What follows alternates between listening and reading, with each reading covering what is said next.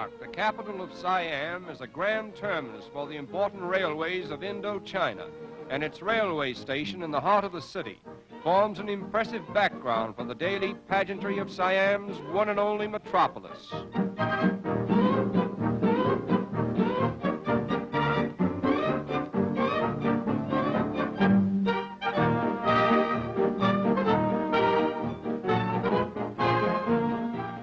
Bangkok is said to cover more land area than any other city in the world except London.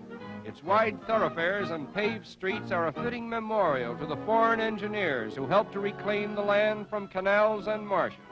But centuries before this, Bangkok had built its world-famous Buddhist temples, and they stand today as colorful symbols of an abiding faith.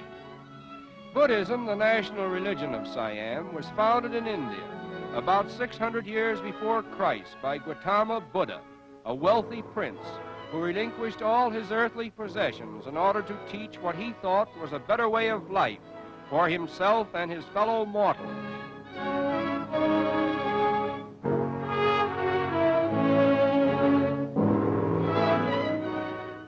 Buddha taught that all the miseries of life were caused by insatiable selfishness and greed. He said, "Until a man has overcome every sort of personal craving, his life is trouble and his end is sorrow. Lose yourself in the greater interests of life and desire nothing that can cause pain. The best of all and the end of all is a dreamless, eternal sleep." He reasoned that man must do right not because some God expected him to, but rather because there is a definite penalty to pay if he does wrong. His teachings were founded more upon reason than faith, and his chief aim was for knowledge rather than morality.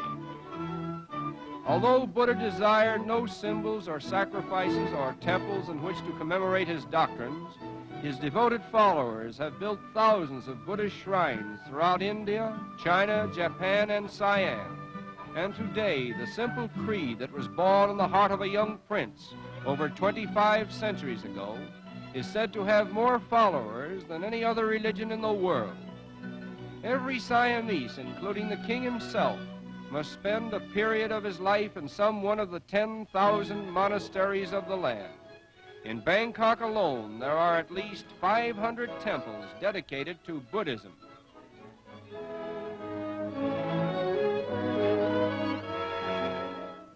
The chief entertainment of the Siamese people is found in national dancing, through which the drama of life is enacted and many a folklore is preserved.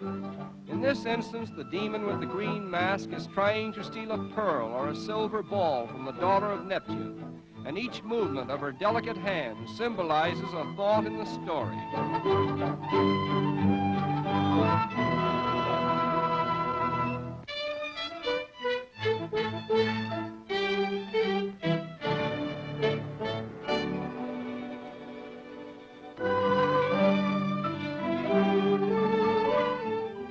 The makeup of the women consists of powder plastered on the face until it resembles a smooth white mask, and this covering is meant to preclude all facial expression of the emotions.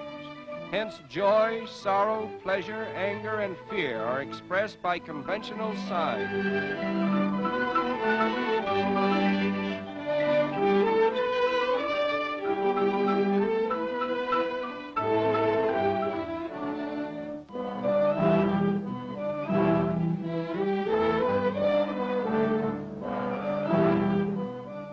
Dancers who are the most popular are those who can bend their fingers back as far as their wrists, an achievement that is the supreme desire of every Siamese dancer.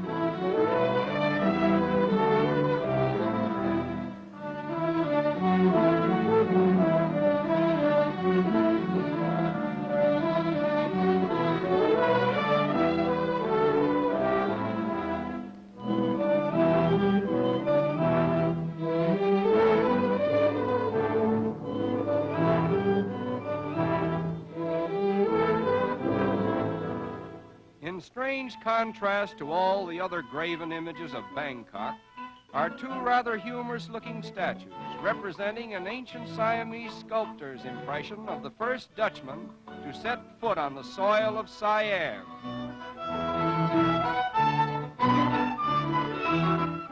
And now we come to the everyday life that is typical of Bangkok, a city that has been called the Venice of Asia because of its vast network of picturesque canals, upon which almost 1 million inhabitants ply their trades and live their lives.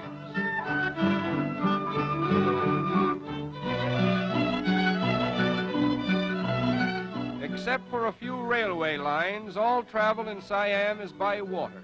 The level of the land being so low and the soil so soft, the construction of roads would not be practical. In fact, for 3 months in the year, much of the land is underwater.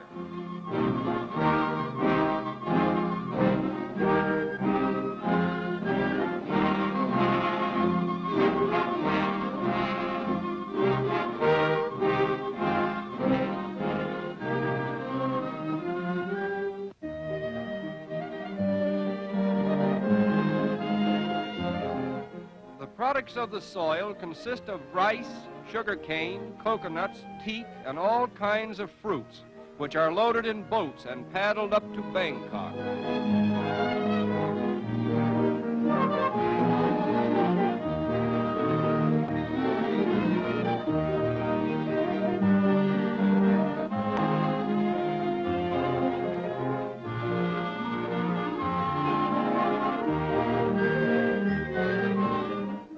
The great river system of Siam is formed chiefly by the Manam River, with its numerous canals and tributaries spreading throughout the land and bringing life and sustenance to the people.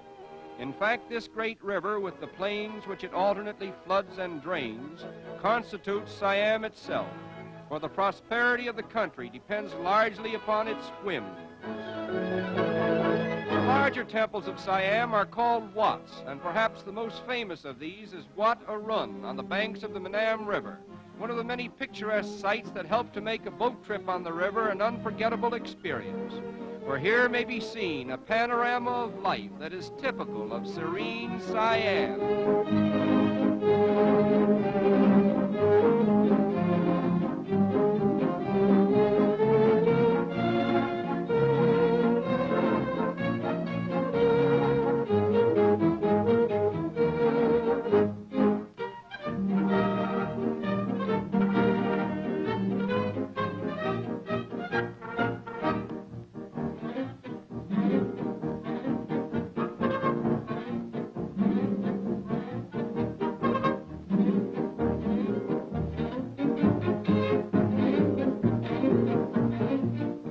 It is here that we conclude our visit to the royal kingdom of Siam, where 12 million souls live their lives in partial seclusion from the outside world, apparently at peace with nature and content with the simpler things of life.